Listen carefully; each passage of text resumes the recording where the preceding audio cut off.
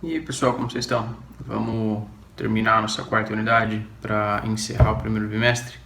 Vamos, vocês não têm muito escolha, eu tô fazendo esse vídeo para vocês assistirem, pra gente poder terminar e seguir adiante. Daqui a pouco a gente volta pro segundo bimestre, vamos ver como vamos fazer as coisas. Se de fato a gente continuar com essas aulas por vídeo, elas serão menores, tá? Esses vídeos do primeiro bimestre, eles têm sido mais extensos porque eu tô fazendo uma revisão. Ainda que eu esteja passando por cima dos assuntos, eu estou fazendo uma revisão de tudo que a gente viu em sala de aula. Por isso foi mais longo. Então, os próximos tendem a ser mais curtos, tá? Inclusive, essa quarta unidade mesmo, eu acho que eu vou dividi-la em duas partes. A primeira sobre a crise de 29 e a segunda sobre a ascensão dos regimes totalitários no Entre Guerras, nazismo e fascismo mais especificamente, que vão inclusive protagonizar a Segunda Guerra que a gente verá nos próximos bimestres. Mas então a primeira parte dessa nossa quarta unidade vai versar sobre a crise de 29. E por que isso nos interessa nesse momento? Porque chegou a hora da gente falar disso. Ela está na linha cronológica dos assuntos que a gente vem vendo, porque, de novo, o que a gente começou a ver esse ano? Primeira República no Brasil, que foi de 1889, com a proclamação da República pelo Marechal Deodoro da Fonseca, até 1930. Aí a gente viu, saiu do Brasil, foi lá para a Europa, para o outro lado do Atlântico, né? E vimos Primeira Guerra Mundial, que se estendeu de 1914 a 1918. Aí voltamos um pouquinho no tempo para falar da situação da Rússia, que se ausentou da Primeira Guerra para fazer a sua revolução socialista em 1917. E aí lá na Rússia a gente se manteve nela mais ou menos até 1954, 53, quando o Stalin morre. Volta para o fim da Primeira Guerra, que a gente já viu, né? Percebem, a gente está estudando alguns assuntos mais ou menos no mesmo tempo, então tenham isso em mente, tá? Guardem mais ou menos as datas, coloquem numa linha do tempo para entender o que está acontecendo. Terminada a Primeira Guerra, em 1918, eu já cansei de falar para vocês que a Europa estava em frangalhos, estava toda destruída, toda arregaçada. Muitas cidades foram bombardeadas, o parque industrial delas já não funcionava mais, as indústrias tinham parado, a agricultura já não produzia mais ou não a contento. Essa sociedade estava completamente desestabilizada, estava passando por um trauma sem precedentes. E aí, a gente viu que em 1917, ao passo que a Rússia saiu da guerra, os Estados Unidos entraram na guerra pelo outro lado. E ele entrou do lado dos aliados, que foram os vencedores. Então, ele se beneficiou duplamente com essa guerra. Primeiro porque ele e os Estados Unidos, financiou grande parte dessa guerra. Ele vendeu bens e materiais e armamentos e ele injetou uma grana nessa guerra e lucrou muito com isso. E ele entrou do lado vencedor. E, na realidade, ele descompensou essa balança para o lado vencedor. Foi o que marcou, efetivamente, a vitória dos aliados na Primeira Guerra. Mas, então, eu só comentei com vocês, anteriormente, que os Estados Unidos saíram da Primeira Guerra numa situação muito vantajosa. Ainda que ele tenha participado dessa guerra, nenhum conflito aconteceu do Atlântico para cá. A gente não teve nenhuma guerra, nenhum conflito, nenhuma bomba caindo na América.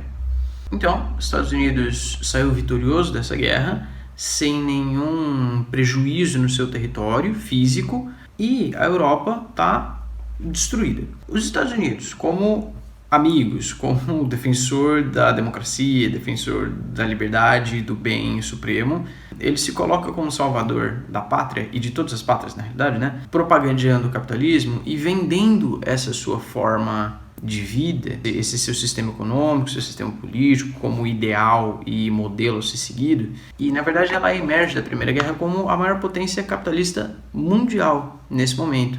Ela tira proveito disso muito bem na medida em que ela, de novo, financia a reconstrução da Europa, aquela Europa que já não tinha mais condições de produzir ou de reativar o seu parque industrial sozinha. Então, os Estados Unidos financiaram a reconstrução desses países que, então, pegaram empréstimos dos Estados Unidos, né, fizeram compromissos econômicos com os Estados Unidos para pagar essa dívida em algum prazo e estão importando bens e serviços da América para poder se reestruturar. A guerra acabou em 1918, né? A gente está entrando nos anos 20 do século 20 e eles vão figurar como uma explicação crucial para a crise de 29, porque, de novo, a gente sempre começa a falar de um determinado assunto pelos seus precedentes.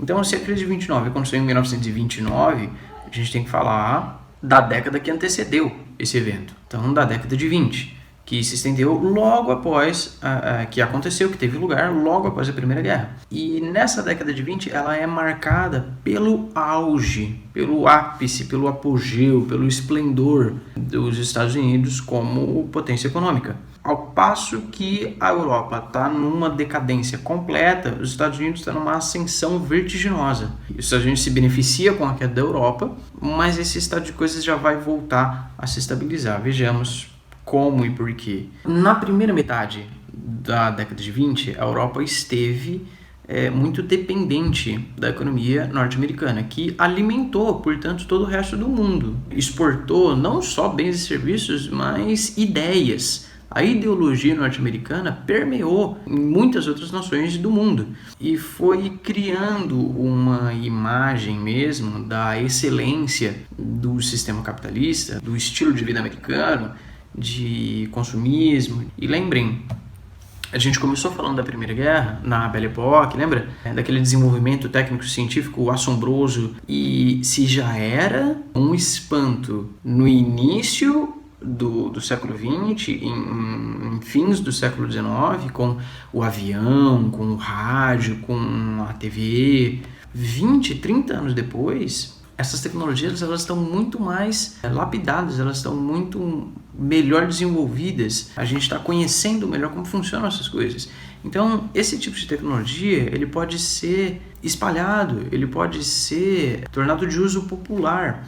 Agora as pessoas podem ter, cada família pode ter um rádio em casa, pode ter um carro a seu dispor. Durante a primeira metade da década de 20, o resto do mundo esteve nas mãos dos Estados Unidos, porque eram financiados por eles. Mas, na segunda metade dessa mesma década, a Europa já começou a se reorganizar, a se reestruturar.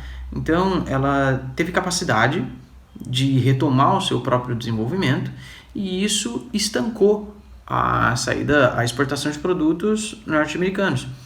Porque se a indústria europeia já está funcionando, ela não precisa mais dos produtos da indústria norte-americana, né? Inclusive, é bom ela parar de comprar dos Estados Unidos para poder fomentar a própria produção, com medidas protecionistas, para se desenvolver e não ficar mandando dinheiro para fora. Então, os Estados Unidos estavam produzindo uma quantidade X. Dessa quantidade X, mais da metade ia para a Europa, era comprado pelos países europeus. Agora, a Europa já não está mais comprando dos Estados Unidos, ou pelo menos não na mesma proporção, não as mesmas quantidades. Só que a indústria norte-americana ela não diminuiu a produção. Eu vou dar um exemplo, pode parecer esdrúxulo, mas é só para ilustrar, para vocês entenderem. Os Estados Unidos nessa época vendia, exportava todo tipo de bens e serviços, vendia alimentos, vendia grãos, vendia roupas, vendia produtos manufaturados, vendia... Vamos pensar em potinhos de plástico. Vamos imaginar que por dia uma fábrica norte-americana fabricava 100 potinhos de plástico. Desses 100 potinhos de plástico, ele vendia 80 para a Europa. E 20 ficava nos Estados Unidos. O mercado interno consumia esses 20 potinhos de plástico, 80 ia para a Europa. E assim foi durante os primeiros anos dessa década de 20, porque a indústria europeia ela não conseguia produzir, não conseguia fabricar os seus próprios potinhos de plástico, então ela comprava dos Estados Unidos. Ao passo que essa indústria firmou o pé e voltou a fabricar os seus potinhos de plástico, ela não precisava mais comprar dos Estados Unidos.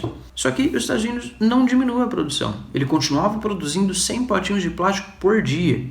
Só que agora a Europa não compra mais 80 potinhos de plástico por dia. Ela compra só 10. Porque ela já está produzindo, ela já está fazendo sua própria produção lá. Então, dos 100 potinhos de plástico que os Estados Unidos fabrica por dia, ele vende 10 para a Europa, 20 são consumidos pelo mercado interno, então ele vendeu 30 dos 100 que ele produziu. E os 70? Fica em estoque, não vende. Isso é um problema. Isso gera uma crise de superprodução. Gera uma situação em que as fábricas, as indústrias, elas têm muitos produtos, têm um estoque muito grande de produtos e não conseguem vender, porque as pessoas não compram. O mercado europeu já não está mais interessado nos produtos norte-americanos, porque eles já estão produzindo de novo, e o mercado interno não tem poder aquisitivo para adquirir esse excedente de produção. Então, duas questões aí. Essa crise de produção, de superprodução, se deu por duas razões, a gente pode dizer. Porque a Europa já não comprava mais e o mercado interno não tinha poder aquisitivo para comprar esses itens. E por que o mercado interno não se desenvolvia? Porque os trabalhadores ganhavam pouco. Se os trabalhadores ganham pouco, eles não têm dinheiro para consumir os produtos que eles mesmos fazem. Isso vai sofrer uma reviravolta importante, mas com uma condição também importante, que vai agravar ainda mais essa situação. Em 1925, metade, portanto, em meados da década de 20 do século 20, nós temos novas práticas econômicas. Os bancos passaram a fornecer crédito fácil. Então, aqueles trabalhadores, aquela população, o mercado consumidor interno, que não tinha grana para comprar os produtos, ele pode fazer empréstimos, ele pode se endividar para poder consumir. Então, o banco conceder crédito fácil é isso, ele empresta para as pessoas facilmente, você não precisa comprovar renda, não precisa, enfim, ter um plano de devolução, nada. Você pode pegar um empréstimo e se comprometer a pagá-lo nas cláusulas estipuladas pelo banco, né? Mas você pega dinheiro fácil, você tem dinheiro fácil na mão. Então, essas políticas, elas estimularam o consumo exacerbado, o consumo exagerado, porque a gente tem uma produção enorme e as empresas precisam vender. Para elas venderem, as pessoas precisam comprar. Então foi estimulado um consumo excessivo. A prática do consumismo, ela já é incentivada desde então. Isso leva a uma falsa impressão de que a economia está crescendo. Porque se o consumo é alto, a gente imagina que a economia vai bem, porque as pessoas estão ganhando bem. Mas na realidade elas não estão ganhando bem, elas estão se endividando para que o consumo seja elevado.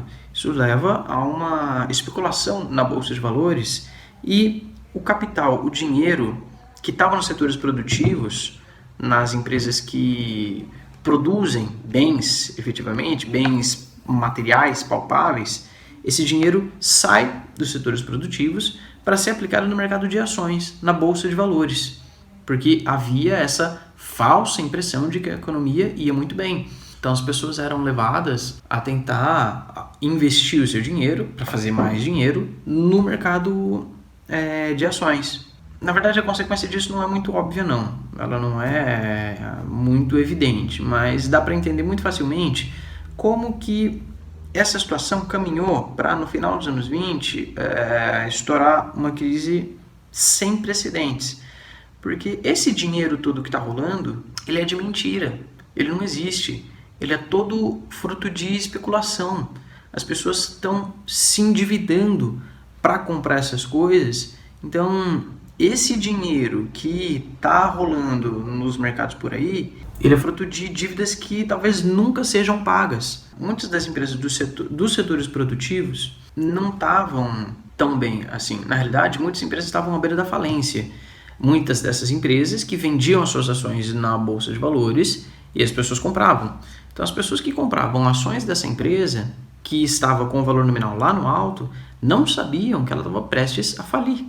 Então, isso gera um problema muito grande, porque uma vez que a empresa faliu, as ações dela não valem mais nada, e as pessoas que compravam essas ações perderam todo o seu dinheiro. Como que aconteceu a coisa? Em 1928, essa crise já se anunciava. A gente sabe que ela aconteceu em 29, porque, primeiro que eu já falei para vocês, o título dessa aula é Crise de 1929, e isso é um assunto bastante recorrente, então eu imagino que vocês já ouviram falar disso, mas vamos lá. Em 28, como a gente sempre começa falando dos precedentes, né, dos antecedentes de cada evento que a gente conversa, na década de 20, essa situação toda foi se desenhando, e em 28 ela já era bastante evidente o que ia acontecer. Ela estava se anunciando já no ano anterior. Por causa dos investimentos na bolsa, as ações, o valor das ações subia rapidamente, mas não refletia a realidade das coisas, porque muitas empresas estavam à beira da falência, já falei isso. Mas os Estados Unidos seguia estritamente o liberalismo econômico, aquele liberalismo econômico explanado, elaborado, pensado pelo Adam Smith, em fins do século XVIII ainda. Lembra quando a gente falou do iluminismo no século XVII e XVIII, lá na Europa, que depois se espalhou pelo resto do mundo e influenciou em grande medida a independência dos Estados Unidos? Então, essa nação ela é fervorosamente adepta do liberalismo econômico, que prega a não intervenção do Estado na economia. Acredita na mão invisível do mercado, que o mercado se autorregula pelas leis da oferta e da procura, né? A gente está vendo que a coisa está indo por um caminho perigoso, mas o Estado se abstém de influenciar, de se meter na economia, por essa fé cega na autorregulação do mercado. E isso foi um erro crasso, terrível. No fim de 1929, percebam, desde 28 essa situação já estava ruim, mas ela vai escalando, ela vai ficando cada vez pior. No fim de 1929, portanto, os acionistas, eles, assim, já era de conhecimento público e notório.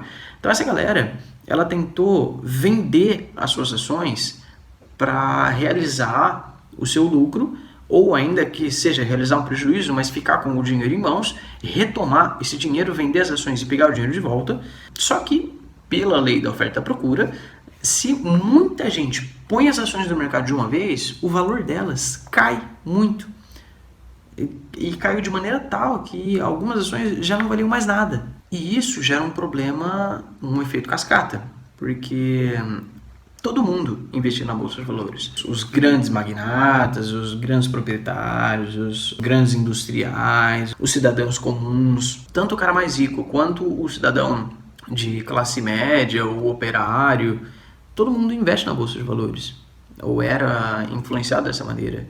Então todo mundo sofreu, todo mundo foi diretamente afetado por esse descompasso nos valores, né? Porque a galera, todo mundo tentou vender suas ações, ela já não vale mais nada, então esse dinheiro desapareceu no ar. E quem que vai pagar essas dívidas agora? Quem conseguiu vender alguma coisa e vai tirar o seu dinheiro para ter o dinheiro em mãos, vai no banco, né, para sacar o dinheiro.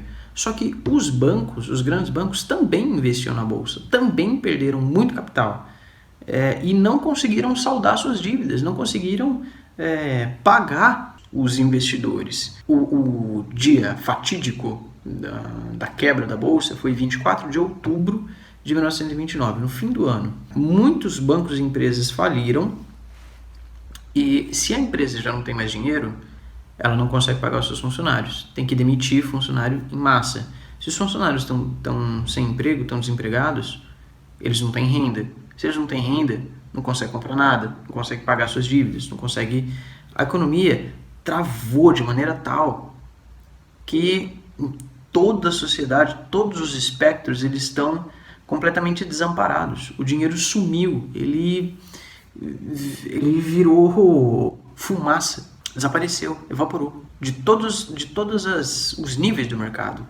E o Estado não influiu nessa questão. Pelo liberalismo clássico, o mercado deveria se autorregular. Essa crise ia se resolver sozinha. E ela foi se anunciando, ela foi se denunciando por muito tempo, e enquanto era tempo de fazer alguma coisa, nada foi feito. Até que chegou nesse nível, né? Isso gerou uma estagnação econômica nos Estados Unidos que ficou conhecida como uma Grande Depressão. E gerou não só um problema interno, mas uma crise mundial. Porque se os Estados Unidos eram o mercado do mundo, e lembram que no início da década ele estava financiando a reconstrução da Europa, então ele emprestou uma grana muito alta para os países europeus. E nesse momento de aperto, está na hora de cobrar as dívidas, né? Aquela grana que os Estados Unidos emprestou para a reconstrução da Europa, ele falou, cara, eu estou precisando daquela grana lá, você pode me devolver? E eles não estavam preparados ainda.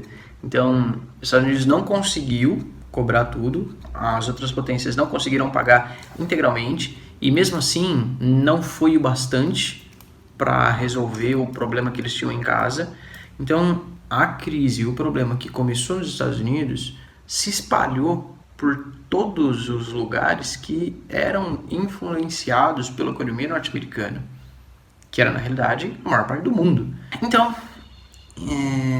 se instalou essa crise mundial. E a gente saiu dessa crise, né? Porque hoje, ainda, em 2020, o sistema econômico majoritário na maior parte do mundo ainda é o capitalismo. Inclusive aqui, a gente ainda segue muitos desses pressupostos. Então, como que aconteceu? Como que a gente saiu dessa crise que botou os Estados Unidos num buraco tão fundo? E é como se, imaginem, que tem uma toalha em cima da mesa, e aí os Estados Unidos está bem no meio dessa toalha. E tem vários outros países em volta dele. E aí, essa mesa, ela começa a ser comida de cupim. E vai fazendo um buraco bem embaixo de onde os Estados Unidos está. E ele vai fazendo peso, e essa toalha vai afundando, afundando, afundando. E os países que estão em volta vão sendo tragados para dentro desse mesmo buraco. Então, essa crise econômica iniciou nos Estados Unidos, mas levou o mundo todo junto com ela. E aí, quem era presidente? Quem que era esse presidente tão fiel ao liberalismo econômico que resistiu até o último momento na convicção da não intervenção? Era um cara chamado Herbert Clark Hoover. E, inclusive, o nome dele passou a designar as coisas ruins, toda a miséria que foi trazida pela crise, pelas condições desfavoráveis, né?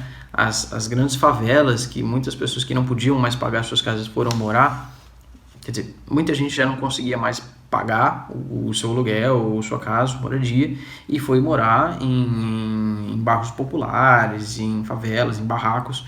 E esses lugares de habitação precária foram apelidados de Hoovervilles, fazendo menção ao Herbert Hoover. Então, a imagem política dele foi completamente por ralo abaixo, né? Ele se queimou. Ele até tentou se eleger, mas o resultado era óbvio. O partido opositor ganhou com larga vantagem e elegeu em 1932.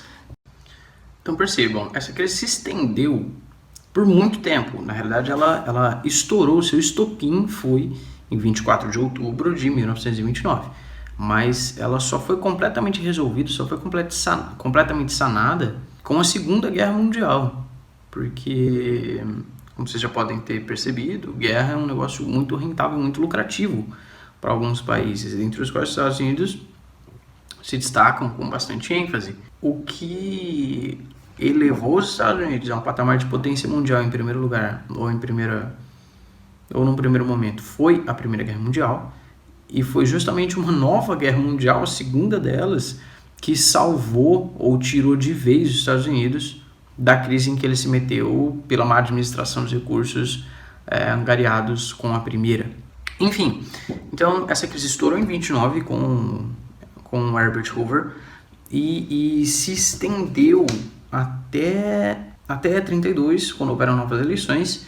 E aí foi eleito com uma ampla margem de vantagem o partido opositor, um cara chamado Franklin Delano Roosevelt, que pôde se reeleger mais 2 vezes pela sua desenvoltura em gerenciar essa crise, em gerenciar o país para tentar tirá-lo da crise.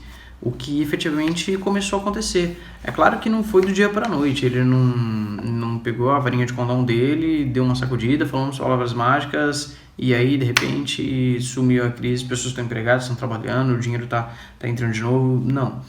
Mas ele tomou muitas medidas que possibilitaram o país começar a andar para fora da crise, a deixar essa situação tenebrosa para trás. Dentre elas, acho que ficou óbvia a necessidade de intervenção estatal na economia. Não dava para deixar ela tentar se resolver sozinha. Inclusive foi isso que pôs um fim à política liberal clássica. Aquela economia liberal clássica foi enterrada com a crise de 29. Ah, mas como é possível? Hoje a gente tem um monte de político liberal. Na verdade, o que a gente tem hoje é um neoliberalismo, tá? O liberalismo clássico foi enterrado com a crise de 29. Hoje nós temos políticas que guardam pressupostos semelhantes, mas tem lá as suas diferenças. Ficou óbvio, então, a necessidade de intervenção estatal na economia. O Estado precisava fazer alguma coisa sobre isso, porque... E tinha também um sentimento de desamparo completo e total dos cidadãos norte-americanos, porque eles não achavam que aquela crise era culpa do Estado, era culpa das empresas, era culpa dos bancos, era culpa deles. Claro que não era, mas eles acreditavam, esse cidadão norte-americano do estilo de vida americano, do objetivo de vida como o próprio consumo de ter uma grande casa, ter carro, ter os eletrodomésticos da última hora, ir sempre ao cinema e, enfim, viver em meio a esse luxo proporcionado por essa produção em larga escala, em massa e pelo crédito fácil concedido pelos bancos.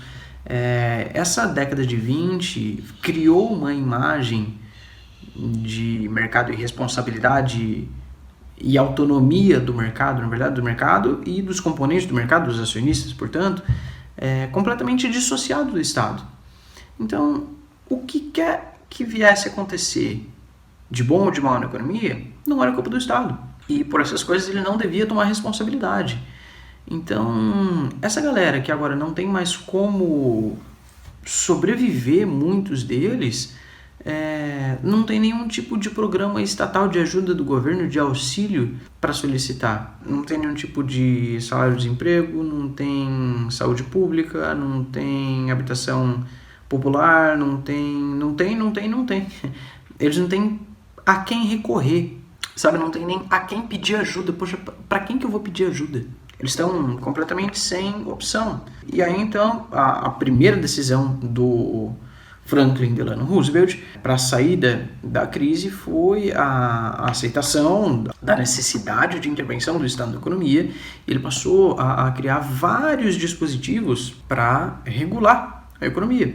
Então, a principal campanha do governo dele era acabar com a crise, obviamente. E aí ele propôs, então, um programa chamado New Deal, que a gente pode chamar de Novo Acordo, que era baseado, influenciado por um economista britânico chamado John Maynard Keynes, o keynesianismo. Eu vou escrever aí para vocês não terem dúvida, tá? Que era um programa de forte intervenção estatal, com a intenção de fazer grandes investimentos em infraestrutura e obras públicas. Por quê?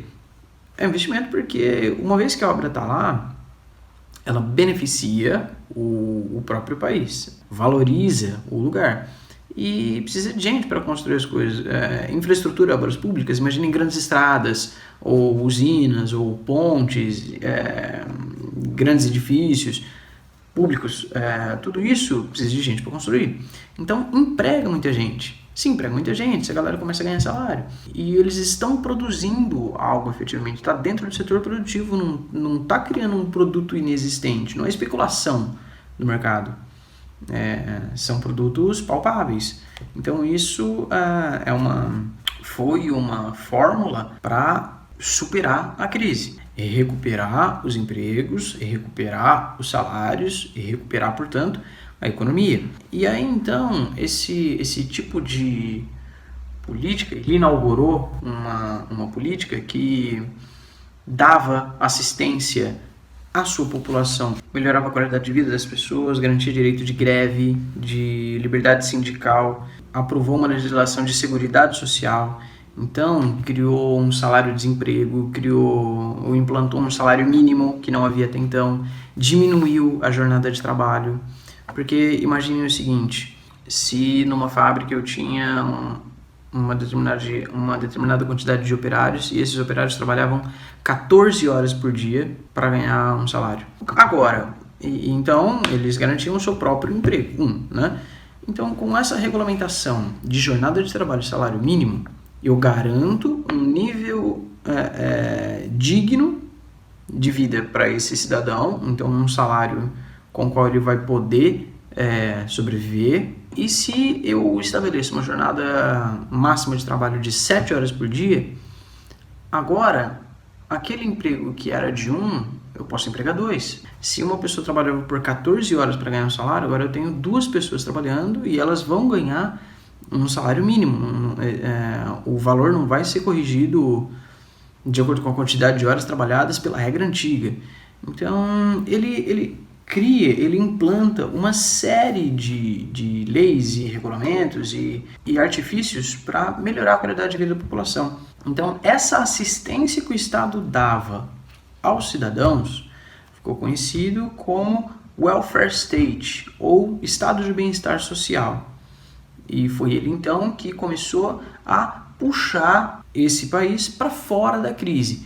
Claro que isso foi uma transformação lenta e gradual, foi bem devagar, ela foi ocorrendo ao longo dos anos. E eu falei para vocês, essa crise só vai ser completamente superada lá com a Segunda Guerra Mundial, que começa em 39, 10 anos depois da crise estourar nos Estados Unidos. Esse período entre guerras ele é marcado pela crise de 29, do fim dos anos 20, e pela ascensão de regimes autoritários que eles são engatilhados, na verdade, eles são ativados em grande medida por essa mesma crise. Claro que tem uma série de outros fatores, mas a crise de 29, a crise do capitalismo, ela põe o mundo em xeque. Puxa vida, se todas as potências estavam acreditando no liberalismo e no poder do capitalismo, na excelência dos Estados Unidos como a nação mais rica, mais poderosa, que ajuda todo mundo, empresta dinheiro para a reconstrução da Europa e tal. Se aqueles caras quebraram, então esse sistema não é tão bom quanto ele professava ser, né? E agora, que alternativa a gente tem?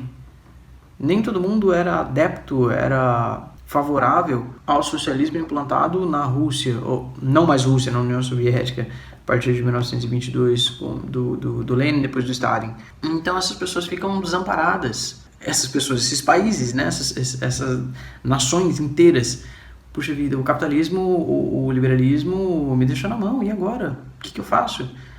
E aí surgem, então, partidos políticos com ideais políticos que negam o socialismo, se afastam daquela revolução socialista que aconteceu na União Soviética, por exemplo, mas se afasta também do liberalismo, mas procura manter o capitalismo sobre um governo intervencionista, sim, mas não estatizante.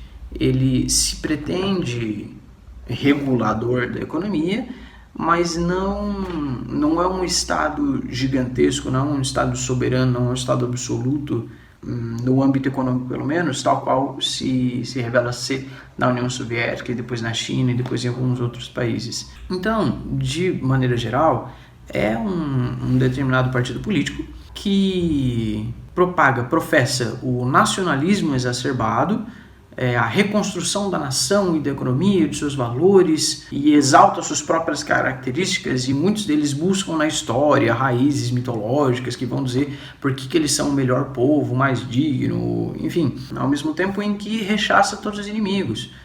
Fala por que os outros são ruins e ele é bom, e por que seguindo os seus preceitos, os seus pressupostos, eles vão sair da crise e ficar de boa. A gente vai falar de principalmente 2 e das receitinhas que eles usaram para convencer, para encantar grande parte da população, a maior parte da população, que de fato apoiou esses governos, apoiou esses regimes e lutou por eles genuinamente, porque acreditava nesses ideais de salvação e liberdade, e riqueza, né? E de evolução, de saída da crise e de superação dessas coisas todas, de todos esses problemas, que foram a Itália fascista e a Alemanha nazista. Então é nesse contexto que esses regimes se inserem. Então é importante que vocês tenham em mente essa progressão dos assuntos, o que levou a quê. Em seguida é isso que a gente vai ver, e eu vou dividir essa aula em 2 para não ficar muito, muito grande. Então é isso aí, até lá, a gente vai se falando.